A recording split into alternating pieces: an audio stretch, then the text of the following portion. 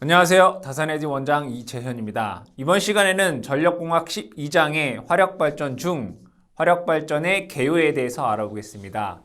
여기 있는 이 화력발전이다 라고 하는 것은 여러분들이 아시다시피 화석 연료의 열 에너지를 전기 에너지로 바꿔주는 것이 화력발전입니다. 즉 화석 에너지의 열 에너지를 전기 에너지로 변환시켜 주는 것이 화력 발전이다 이런 얘기죠.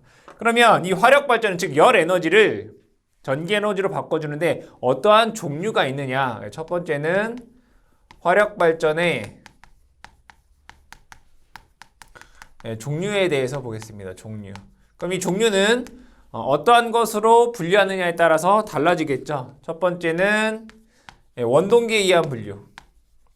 원동기에 의한 분류. 즉 여기에서 원동기에 의한 분류라고 하는 것은 이 발전기를 무엇으로 돌리느냐 이런 얘기죠. 그래서 원동기에 의한 분류를 보게 되면 첫 번째로는 기력발전소라는 게 있습니다. 기력발전소. 이 기력발전소라고 하는 것은 열 에너지를 즉 화석 연료를 태워서 열이 나겠죠. 그 열을 갖고 물을 끓입니다. 그럼 물을 끓이면 거기에서 증기가 발생하겠죠. 이 증기 터빈을 돌려서 발전기를 돌리는 방식을 우리는 기력 발전이다 라고 해서 얘는 어떤 거를 증기 터빈을 이용한 방식은 기력 발전이다 라고 얘기를 합니다. 두 번째로는 내연력 발전소입니다. 내연력 발전. 내연력 발전이라고 하는 것은 자동차와 동일합니다. 가솔린을 넣어서 가솔린이 폭발력, 즉 흡입, 폭발, 배기, 그죠? 압축 폭발 배기, 그렇죠? 그게 내연력 발전인 거죠. 즉 연료가 연소될 때 그 폭발력을 이용해서 회전력을 얻는 방식을 내연력 발전이다라고 얘기를 합니다. 세 번째로는 가스터빈 발전. 가스터빈 발전. 그러니까 가스를 이용한 방식을 우리가 가스터빈 발전. 그러니까 원동기에 의한 분류는 크게 세 가지로 기력 발전, 내연력 발전, 가스터빈 발전이 있는데 가장 많이 사용되는 것은 당연히 이 기력 발전이 되겠다. 즉 물을 끓여서 증기를 이용한 발전이 가장 효율적이고 대용량화할 수 있기 때문에 기력 발전을 가장 많이 사용합니다. 두 번째로는 두 번째 이해한 것은 연료상 분류입니다. 연료상 분류. 어떠한 연료를 사용하느냐? 첫 번째는 석탄을 이용한 방법이 되겠고요. 즉 석탄을 태워서 사용을 합니다. 두 번째로는 이제 중유, 석유 방식이 되겠죠. 중유, 석유. 세 번째로는 천연가스를 이용한 방식이 될 것이고 네 번째로는 이제 혼합 방식이 있습니다. 혼합 방식은 석탄이랑 중유석유를 이용한 방식을 합친 게 있고 중유석유랑 천연가스를 합친 방식의 연료 사용이 있다. 그래서 연료상 분류에는 네 가지 석탄, 중유, 석유, 원료가 되겠죠. 원유, 천연가스, 그 다음에 혼합 방식이 있다. 세 번째는 계통 운용상 분류입니다. 계통 운용상 분류가 됩니다. 그럼 전력을 사용하는 데 있어서 계통 운용상 분류에는 하루에 전기를 예를 들어 이만큼을 사용한다라고 보겠습니다. 그러면 여기에서 항상 이 정도는 전기를 쓴다 이런 얘기죠. 그 얘기는 뭐예요? 이만큼은 무조건 계속 발전해야 된다. 그럼 얘 같은 경우에는 우선 대용량화되고 연료비라든가 아니면 효율이 무조건 좋아야 돼요. 이거를 기저 발전, 그죠? 기저 부하 용 발전이 된다 이런 얘기고 대부분은 우리나라 같은 경우에는 원자력을 많이 이용을 하고 있죠. 그 다음에 이만큼은 어떤 때는 발전이 안 돼도 되고 어떤 때는 발전이 돼야 되는 한 중간 정도, 중간 부하 용 발전소가 있을 것이고, 그렇죠? 그리고 요 마지막은 이제 피크 부하, 그러니까 첨두 부하용. 그래서 이 화력 발전에서 기저 부하를 담당하는 발전소가 있을 거고, 이 중간 부하를 담당하는 발전소가 있을 거고, 요 첨두 부하를 발전하는 발전소가 있겠죠. 그래서 가스터빈 이런 거 같은 경우에는 이제 첨두 부하용으로 많이 사용이 되고 있습니다. 이게 개통 운용상 분류가 되겠습니다. 두 번째는 기력 발전소. 가장 많이 사용되는 것이 기력 발전소다라고 했습니다. 그럼 기력 발전소의 구성, 기력 발전소의 어떤 구성에 대해서 보겠습니다. 어떠한 것으로 구성이 되어 있느냐, 이걸 간략하게 한번 그림을 그려보겠습니다. 여기에 기력 발전소는 증기를 만들어야 돼요. 그죠? 기력 발전소는 증기를 만들어야 된다. 그러면 여기에 불을 떼야 되겠다. 그쵸? 불을 떼어야 되기 때문에 뭐가 필요하겠어요? 연료를 공급해야 되겠죠. 연료를 공급을 해야 돼요. 그럼 여기에 불이 이렇게 생길 거고, 그러면 이 불로 뭐를 해야 돼요? 물을 끓여야 되겠죠. 그럼 물을 끓이는 보일러가 이렇게 있어야 돼요. 보일러. 그쵸? 보일러. 근데 불을 떼려면 뭐가 있어야 되겠죠? 바로 공기가 들어와야 되겠죠. 공기가 이렇게 들어와 줘야 돼요. 공기와, 그죠? 연료가, 그리고 불을 붙여야지 불이 붙겠죠. 그리고 또 보일러에는 뭐가 있어야 돼요? 증기를 발생하려면 여기에 물이 있어야 돼요. 그쵸? 물을 또 공급해 줘야 되겠다. 어디에? 여기에다가 물을 제가 이렇게 공급을 해 볼게요. 물을 이렇게 공급을 해보자. 물은 이렇게 제가 돌리겠습니다. 이렇게 물을 급수를 해줘야 돼요. 그렇죠? 그러면 여기에서 열이 나면, 불을 떼면 뭐가? 배기가스가 나올 거 아니에요.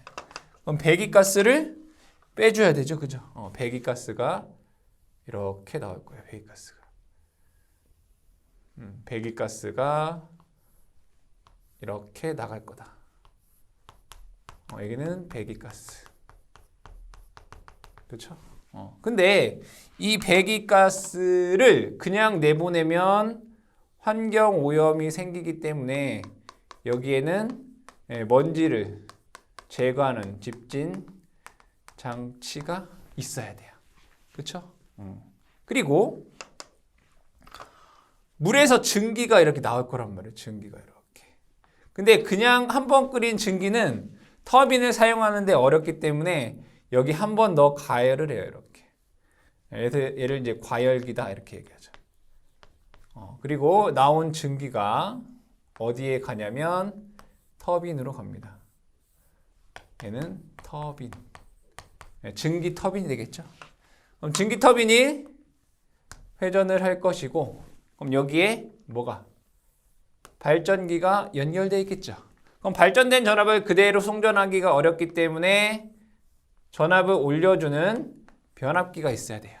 그럼 변압기를 통해서 이제 송전을 하는 거죠.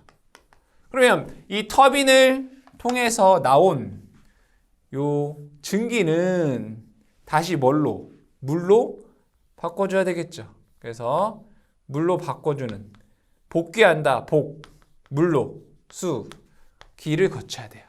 그러면 이 복수기를 거쳐서 다시 급수 장치로 이렇게 가줘야 되겠죠.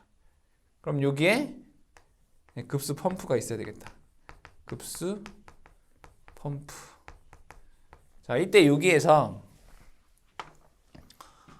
배기가스가 이렇게 나가는데 배기가스에는 아직도 뭘 갖고 있어요? 열에너지를 갖고 있죠. 그럼 이 열에너지를 그냥 버리면 아깝기 때문에 요 연소하는 데 필요한 공기를 얘가 데워줄 거란 말이에요. 얘를 공기 예열기 이렇게 얘기해요. 공기 예열기. 그리고 급수된 물을 한 번 더 이 배기가스로 어떻게 하면 돼요? 데펴줄 수 있겠죠. 얘를 뭐라고 하냐면 얘를 절탄기 이렇게 얘기해요.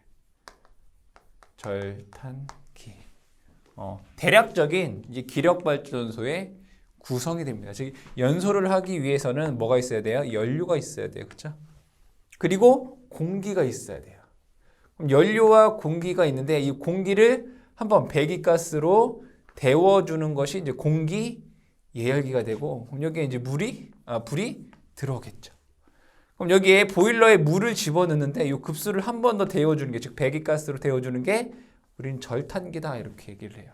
그럼 보일러에서 물이 끓을 것이고 여기 증기가 나오겠죠. 근데 여기에서 바로 나온 이 증기는 바로 쓸 수가 없다 이거예요. 그래서 한 번 더 고압의 증기로 만들어주는 과열기를 거쳐서 터빈에 들어갑니다. 그럼 터빈이 회전을 할 것이고 이 회전력에 의해서 3상 발전기가 회전할 거고 변압기를 통해서 송전이 됩니다.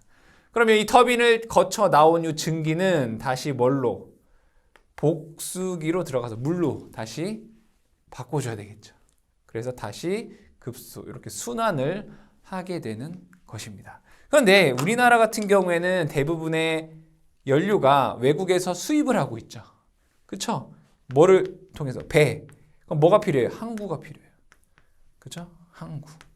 그리고 복수기는 물로 만들어준단 말이에요. 그럼 얘가 뭐가 필요하다는 거예요? 냉각수. 그럼 많은 물이 필요하단 말이에요. 그럼 물 많은 데가 어디예요? 또 해안이란 말이에요. 그렇기 때문에 우리나라의 기력발전소 같은 경우에는 어디에? 대부분 해안에 위치해 있다라고 할 수 있습니다. 그래서 계략적인 기력발전소는 이렇게 되어 있다라고 보시면 되겠습니다. 그러면 우리가 화력을 공부하기 위해서는 열에 대해서 알아야 되겠죠. 그래서 연력학에 대해서 공부를 해보겠습니다. 연력학. 연력학이 뭘까요? 연력학이라고 하는 것은 열이 갖고 있는 힘에 대해서 공부를 하는 게 연력학이죠. 연력학 아주 어려운 학문인데 간단하게만 우리가 얘기를 하겠습니다. 첫 번째로는 온도와 열량입니다. 열량. 온도라고 하는 것은 얼마나 뜨겁고 차갑냐를 나타내는 것이 온도이고 열량은 열 에너지의 양을 열량 이렇게 얘기를 합니다. 온도는 보통 우리가 T로 쓰고 기호로 열량은 보통 Q로 쓰죠. 이때 첫 번째 온도부터 한번 보겠습니다. 온도는 두 가지로 사용이 됩니다. 하나는 도씨라고 하는 섭씨라는 걸 쓰고 하나는 화씨라는 걸 씁니다. 또 하나는 절대온도 K가 되겠죠. 이 세 개, 섭씨, 화씨, 절대온도에 대해서 보겠습니다. 우리가 가장 많이 사용하는 것은 이 섭씨죠. 다 사람 이름이에요. 사람 이름. 사람 이름을 딴 건데 자, 섭씨라고 하는 것은 첫 번째 섭씨. 섭씨라고 하는 것은 어는 점, 그러니까 물이 어는 점을 0도씨라고 하고 물이 끓는 점을 100도씨라고 하고 그 사이를 100등분한 거예요. 이게 섭씨예요, 섭씨. 그리고 두 번째 화씨라고 하는 것은 얘는 어는 점, 물이 어는 점을 32 화씨라고 하고 물이 끓는 점을 212 화씨라고 하고 얘를 180 등분한 거예요.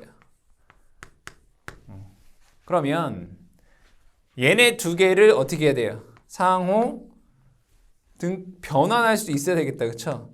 문제에 출제될 수도 있고 안 될 수도 있지만 변환할 줄은 알아야 되겠다. 그러면 여러분들이 이해하기 쉽게 이렇게 써볼게요.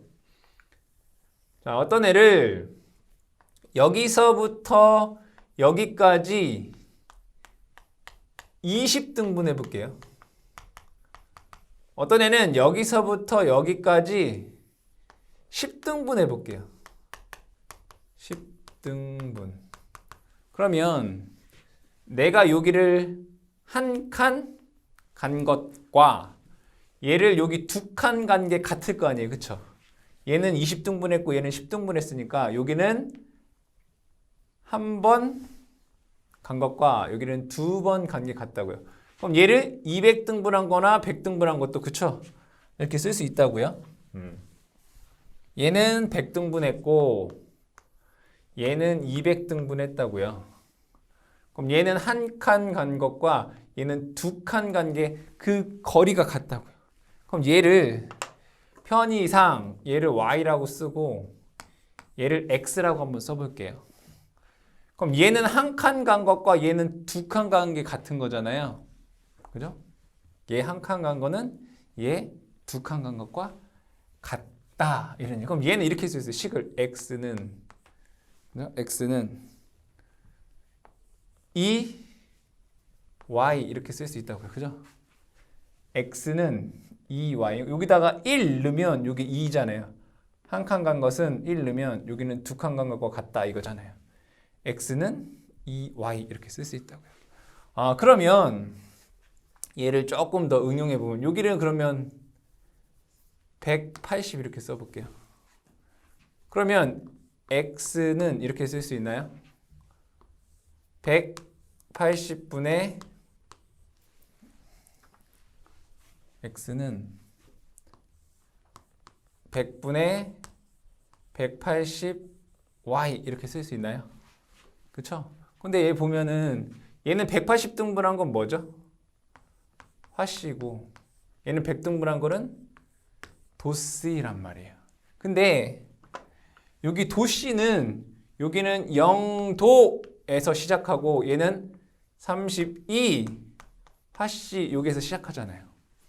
그러면 여기 스타트가 뭐예요? 32부터잖아요. 그럼 얘를 플러스 32 이렇게 쓸 수 있잖아요. 단위가 이제 화씨가 되는 거죠. 이렇게. 맞죠? 이렇게 쓸 수 있단 말이에요. 아, 그러면 요거 자 화씨는 요거 화씨란 말이에요. 아, 화씨는 여기 t 도씨 여기 100분의 180은 뭐죠?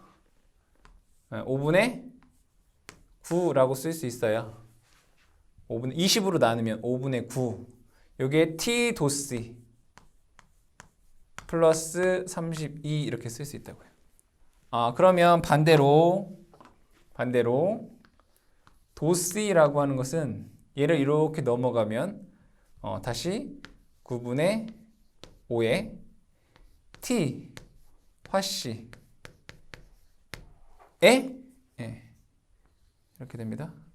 빼기 32 이렇게 식을 쓸 수 있다 이거예요. 그래서 이 식은 여러분들이 알아 두셔라 이런 얘기예요. 그리고 하나 더 뭐 있어요? 절대 온도. 절대 온도라고 하는 것은 T라고 하죠. T 독해는 도C 플러스 273.15 이렇게 돼요. 절대 온도는 섭씨에다가 273.15를 더한 것이에요. 여기에서 또 뭐가 나와요? 절대 영도라는 게 나오죠. 절대 영도라고 하는 것은 마이너스 273.15 이거잖아요. 그래서 여러분들이 혹시 섭씨와 화씨를 변환하는 식을 참고로 알아두셔라. 두 번째, 뭐 어려우니까 여러분들이 잘 공식만 아셔도 되겠습니다. 두 번째, 열량에 대해서 볼게요. 열량, 열이 갖고 있는 에너지 양을 열량이다 라고 얘기를 합니다. 열량의 단위로는 칼로리라는 것도 쓰고 또는 킬로칼로리라는 것도 쓰죠.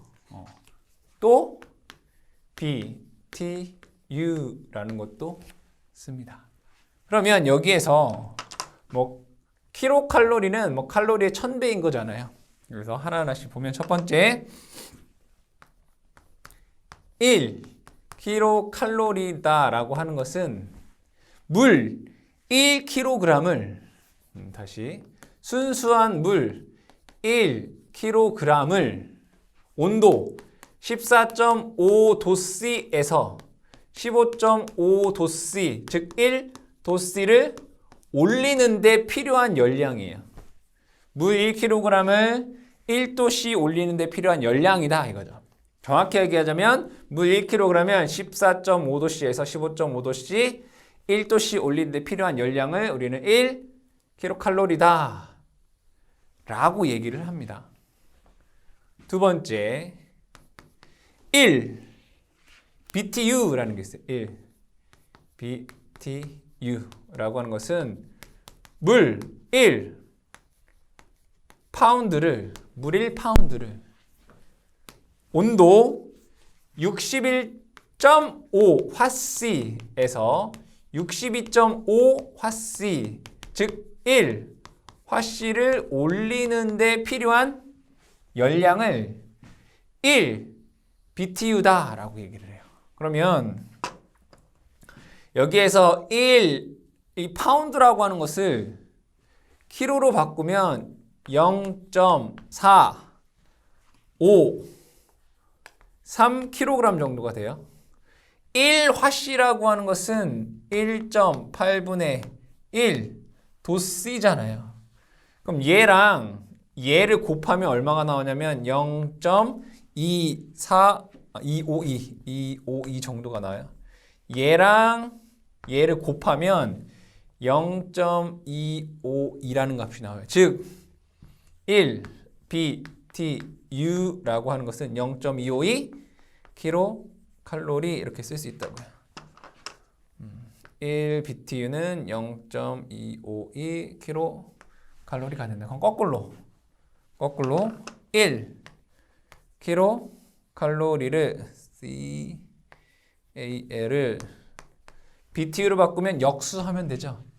0.25분의 1은 얼마예요? 4죠. 4. 보통 4. 3.8 BTU 이렇게 되겠다. 그래서 여러분들이 이 열량의 내용을 좀 기억을 해주시고 대부분 우리는 킬로칼로리를 많이 사용할 것입니다. 두 번째 이 열과 일과의 관계에 대해서 볼게요. 열과 일의 관계에 대해서 보겠습니다. 열과 일이라고 하는 건 뭐죠? 운동이죠. 운동. 어떠한 이러한 물질이 있다라고 보겠습니다. 이러한 물질이 있다라고 볼게요. 그럼 얘는 에너지를 갖고 있어요. 에너지. 보통 어떤 에너지를 갖고 있냐면 위치 에너지, 그리고 운동 에너지, 그리고 내부에서 어떤 갖고 있는 내부 에너지 이런 것들이 있다 이거예요. 그러면 제가 어떤 물질에 여기다가 열을 넣었다라고 열을 주었다 이거예요. 가열을 했다 이런 얘기죠. 그러면 이 열을 가열을 하면 이 물질은 이렇게 될 거예요. 어떠한 열량은 내부 온도 상승에 열이 쓸 거고요. 어떠한 열은 이 상태 변화에 열을 쓸 거란 말이에요. 예를 들어 볼까요? 물을 끓여요. 그럼 처음에 어떻게 물의 온도가 올라가죠. 그죠? 온도 상승에 열을 쓴 거예요. 근데 얘가 100도가 넘으면 얘는 더 이상 온도는 상승하지 않고 뭐가 돼요? 수증기가 되죠. 그건 뭐예요? 상태를 변화시킨다 이거예요. 그럼 열을 주었을 때 이 열량 중 어떤 것은 온도 상승하는데 사용하는 열이 있고 어떤 것은 그 물체의 상태를 바꾸는데 사용하는 열이 있을 거다 이거죠. 이때 온도 상승을 바꾸는 것을 우리는 현열이라고 얘기를 하고요. 상태 변화에 사용되는 열을 잠열 이렇게 얘기를 합니다. 잠열. 그럼 얘를 수학적으로 얘기를 해볼게요. 그러면 얘가 물에서 지금 뭐 기체가 된 거죠. 기체가. 그럼 물에서 기체가 되면 얘는 어떻게 바뀐 거예요? 압력이나 뭐가 부피가 달라진 거예요. 그렇죠? 자, 그러면 여기에서 D, Q만큼의 얘 열을 가했다라고 보겠습니다. dq만큼의. 그럼 여기에서 얘는 내부 에너지, 그죠? 내부 에너지가 변화될 것이고요. 그럼 얘를 이렇게 써볼게요. du. 여기서 u는 내부 에너지예요. 내부 온도 상승에 쓰일 것이고 또 어떤 것은 자 압력이나 부피가 바뀔 거냐? 외부로 일을 한단 말이에요. W 이렇게 쓸 수 있어요. 그러니까 여기에 열을 가하면 여러분들이 제가 수학적으로 얘기하는 거 다 이해 안 해도 돼요. 그냥 아 그렇구나라고 하시면 됩니다. 여기다 열을 가하면 dq만큼의 열량을 가했단 말이에요. 그럼 얘는 내부 에너지가 변화하는 것도 있고 외부로 일을 변하게 있을 거란 말이에요. 그럼 얘를 다시 쓰면 얘는 du 플러스 일은 뭘로 바꿀 수 있어요? 열량으로 바꿀 수 있다. 이 열량으로 하는 게 A 어떤 상수예요. 그러니까 1의 값을 열량으로 환산하는 상수값이에요. 그럼 A 상수값이라고 했어요. A 그 다음에 얘는 압력과 부피가 바뀐다라고 했어요. 뭐 바뀐다고요? 압력과 부피가 바뀐다. 압력은 일정하다라고 보면 P라고 쓰고요. 부피는 바뀐다. dV 이렇게 써볼게요. 뭐 수학적인 건 그냥 생략하셔도 돼요. 그냥 그럼 du는 이제 수학적으로 얘는 적분 공식에 의해서 이렇게 쓸 수 있어요. d a p v 마이너스 a v d p 이렇게 쓸 수 있어요. 그럼 얘를 이렇게 다시 쓰면 d 적분하라 u 플러스 A는 상수예요. P는 압력이고 V는 부피예요. 마이너스 AV dP 이렇게 돼요. 제가 얘기하고 싶은 거는 이 수학적인 내용이 아니란 얘기예요. 자, 요거는 압력의 변화죠. 그럼 만약에 여기에서 압력에 대한 변화가 없다라고 보면 dP가 0이란 얘기예요. 그럼 얘는 0으로 수렴을 하게 되고 얘는 이러한 값이 돼요. 이러한 값. 여기에서 얘기하고자 하는 게 이거예요. 여기 지울게요. 자, 이 수식이 열량을 변화시키면 D, U 플러스 A는 어떤 상수값이라고 했어요. P 압력, V라는 거예요. 플러스 0 이거죠. 얘가 0 됐다고요. 그럼 제가 얘기하고자 하는 게 이거예요. 이거를 우리는 I라고 쓰고 얘를 엔탈피라고 얘기를 해요. 이때 이 엔탈피 U라고 하는 것은 내부 에너지를 뜻하는 거고 A는 상수값이라고 했고 얘는 압력과 부피다 라고 얘기를 했어요. 그럼 여기에서 얘는 어떠한 압력이 변화하고 부피가 변한다라고 하는 것은 외부로 어떤 일을 했다는 얘기잖아요. 그러니까 얘는 어떤 운동 에너지 또는 뭐 기계 에너지다라고 할 수 있어요. 이 내용을 알자라는 게 아니라 그러면 우리가 이걸 얘기를 하기 때문에 그래요. 엔탈피라고 하는 걸 얘기해야 되기 때문에 그런 거예요. 엔탈피다라고 하는 것은 엔탈피다라고 하는 것은 어떠한 물체가 갖고 있는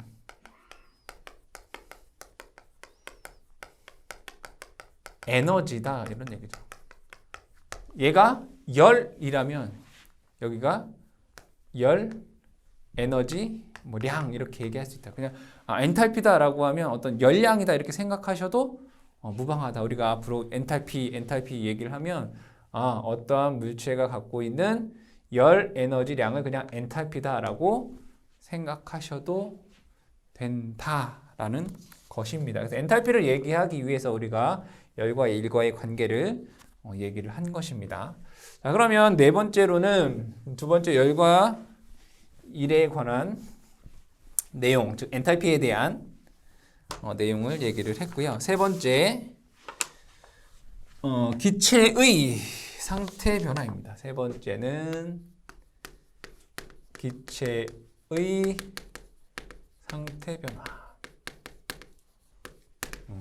기체는 어떤 압력, 부피와 관계가 있습니다. 그래서 이 기체, 우리가 기체를 왜 배우는 거예요? 화력에서 증기에 대해서 얘기를 하기 때문에 기체에 대한 내용을 하는 거죠. 상태 변화. 어떠한 상태가 바뀌었다. 이런 얘기죠.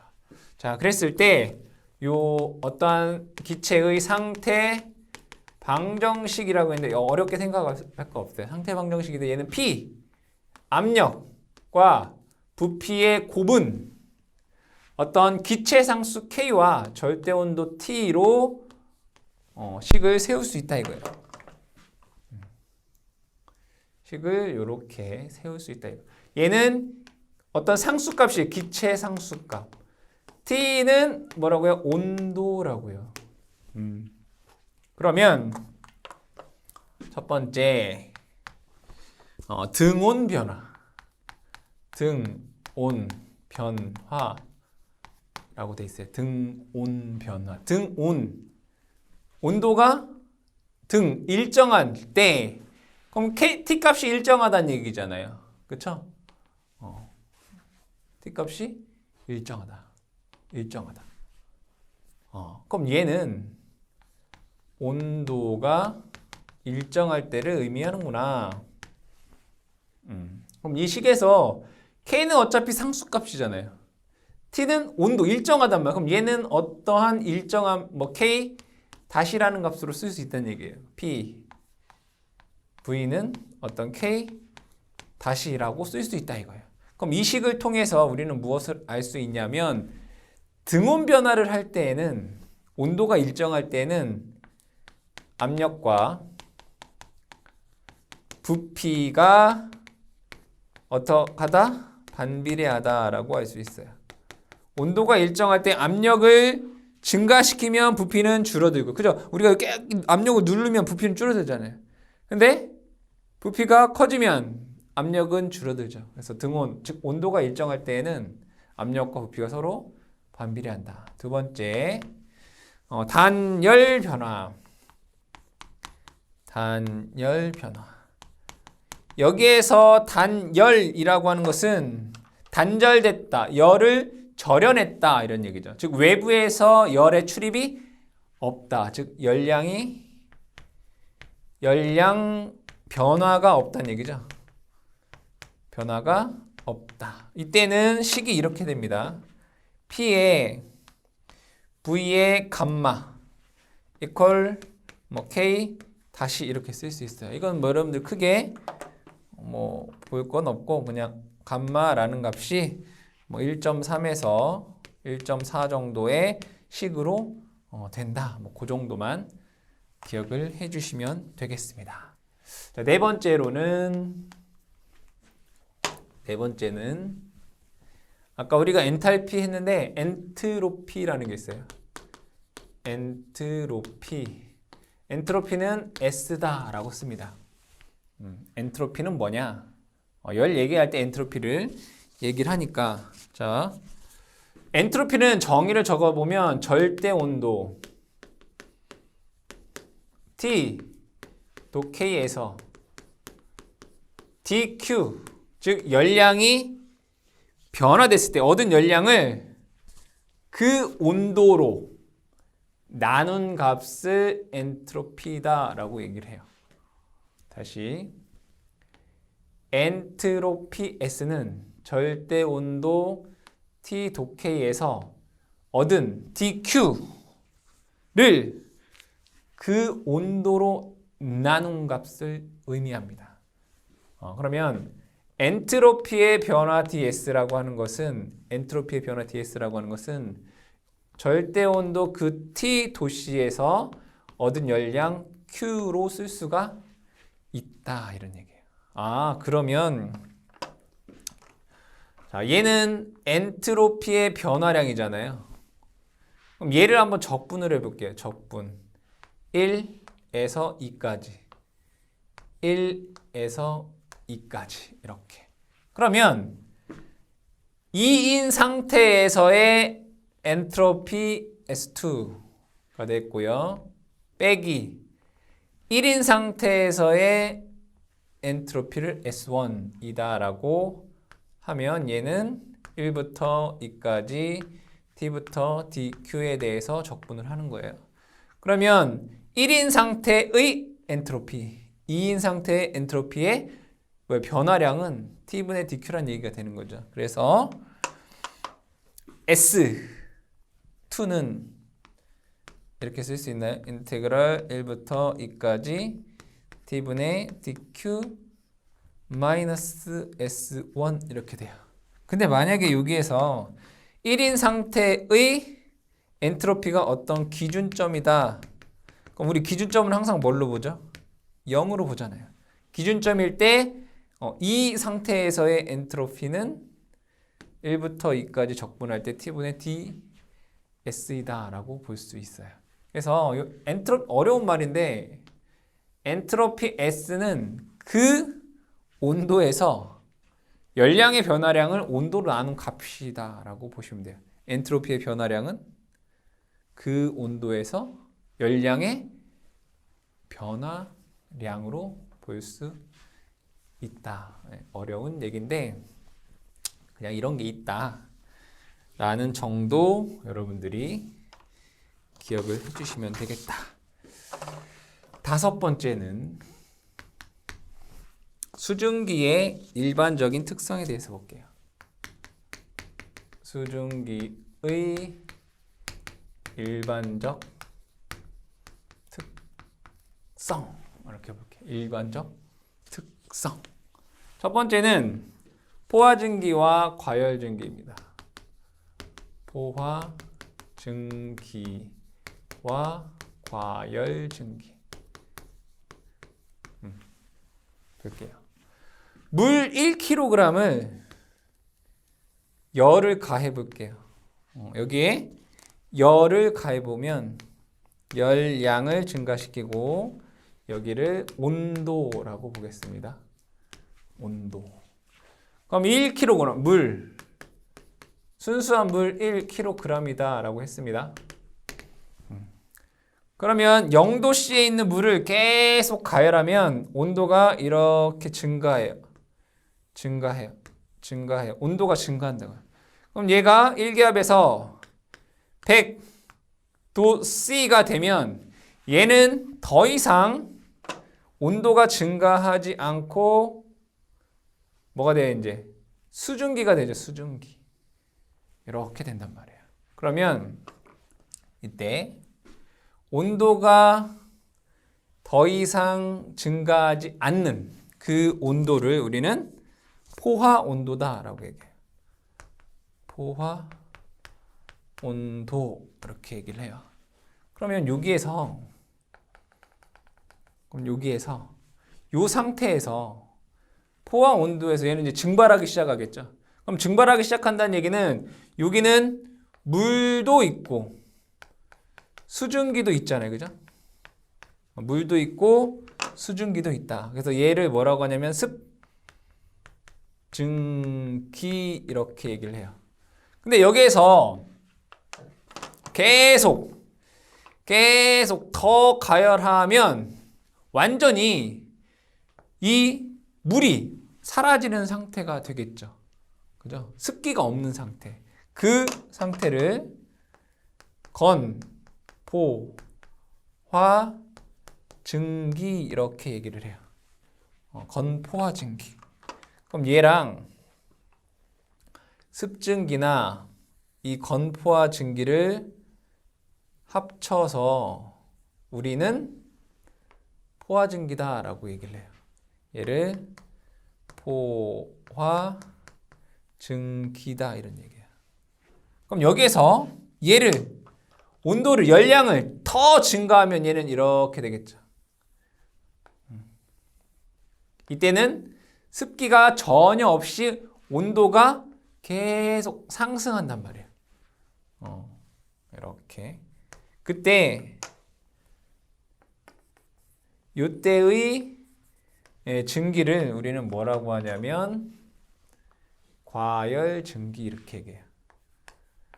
과열 증기라고 얘기를 한다. 자, 이때 여러분들 물 1kg을 1도씨 높이는 데 필요한 열량이 얼마라고 했어요? 1kcal예요.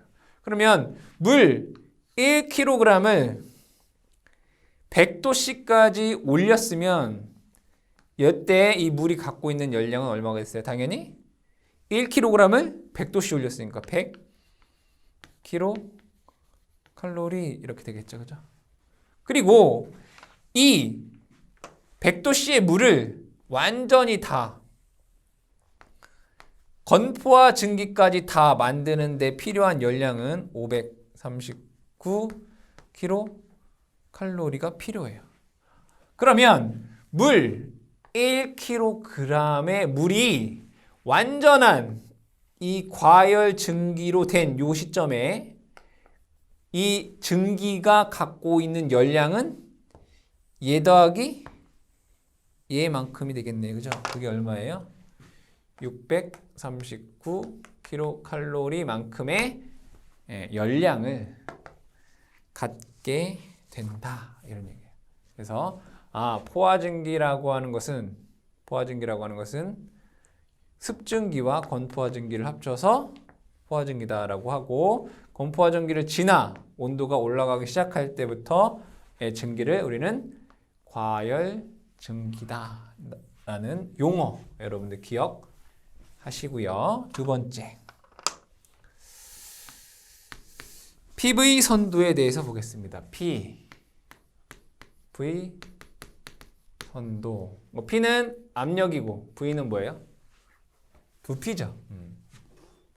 자, PV 선도. PV 선도라고 하는 것은 압력을 가로추게, 부피를 가로추게 하고 압력을 세로추게 했을 때 PV 선도는 여기서는 T가 일정한 거죠.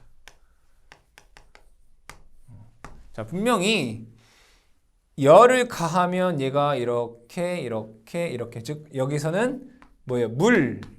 물이었다가 포화증기였다가 과열증기가 된단 말이에요. 근데 그 그래프가 이렇게 돼요.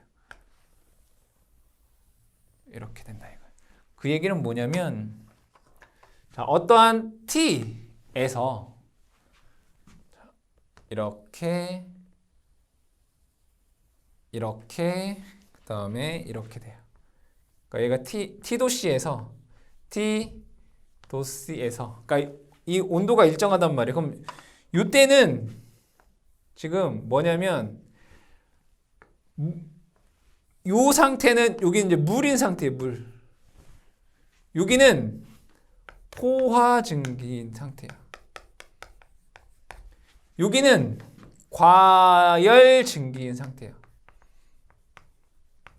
볼게요. 자, 부피를 증가하게 되면 자, T도씨인 물을 부피를 증가하잖아요. 그죠? 팽창시킨다고요. 그러면 얘가 물이었다가 아무것도 안 한 거예요. 압력은 가만히 있는데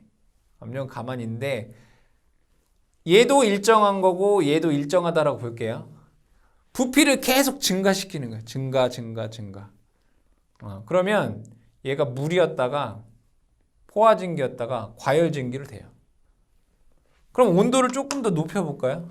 온도를 조금, 얘는 T1이라고 하고 온도를 조금 더 높이면 이렇게 돼요. 이렇게. 그러면 이 압력에서의 물이 또 증가시키면 요 점에서는 이 부피 안에서는 얘가 물이었고 요 상태에서는 이제 포화증기가 됐다가 요 상태에서는 과열증기가 된다 이거예요. T2라는 온도에서 하나 더 해볼까요? 온도를 또 올려요. 그럼 요 압력에서 압력을 요만큼 올리고 온도를 또 올리면 이렇게 되겠죠. 이렇게 여기서 물이었다가 포화증기였다가 과열증기. 그럼 어떠한 시점에 이 꼬다리 이 점이 될 거 아니에요. 얘가 그냥 이렇게 된단 말이에요. 그죠? 그럼 얘는 뭐라는 얘기예요? 물에서 이 포화증기를 거치지 않고 바로 과열증기가 되는 거죠. 물에서 바로 과열증기로 가는 이것을 우리는 임계점 이렇게 얘기해요. 다 바로 즉 포화증기를 거치지 않고 물이었다가 바로 과열증기로 되는 그 임계점에서의 압력이 얼마이냐 했더니 224.65 kg per 제곱센티미터 기압. 그리고 온도는 몇 도이냐 했더니 374.15도씨가 되더라 이거. 그러니까 요것은 여기의 값이 요거이고 이때의 온도가 이거이다 이런 얘기예요. 포화 증기를 거치지 않고 바로 과열증기로 가는 임계값. 그냥 여러분들이 이 PV 선도는 압력과 부피와의 관계를 나타내는 것인데 요때는 물. 여기 뭐가 되겠어요? 여기는 포화수가 되겠죠. 포화수. 그렇죠? 포화증기가 바로 되기 전에 물. 요거는 건포화증기가 되겠죠. 건포화증기. 바로 과열증기. 그래서 경계예요. 그냥 경계. PV의 선도는 압력과 부피와의 관계를 나타낸 것이구나 라고 여러분들이 기억을 해주시면 되겠다. 자, 세 번째로는 TS 선도입니다. 세 번째는 TS 선도. 이 TS 선도는 요 T라고 하는 것은 온도이고 S는 엔트로피잖아요. 엔트로피. 볼게요. 그래프를 이렇게 그려보면 여기는 S 엔트로피. 그죠? 여기는 T 온도. 다 이런 얘기죠. 자, 이때 여기에서 얘도 그래프는 이렇게 됩니다. 그럼 여기에서는 뭐가 일정하냐? 압력이 일정하다라고 보겠습니다. 뭐가? 압력이 일정하다. 압력이 어떤 P1 값일 때 얘는 이렇게 돼요. 이렇게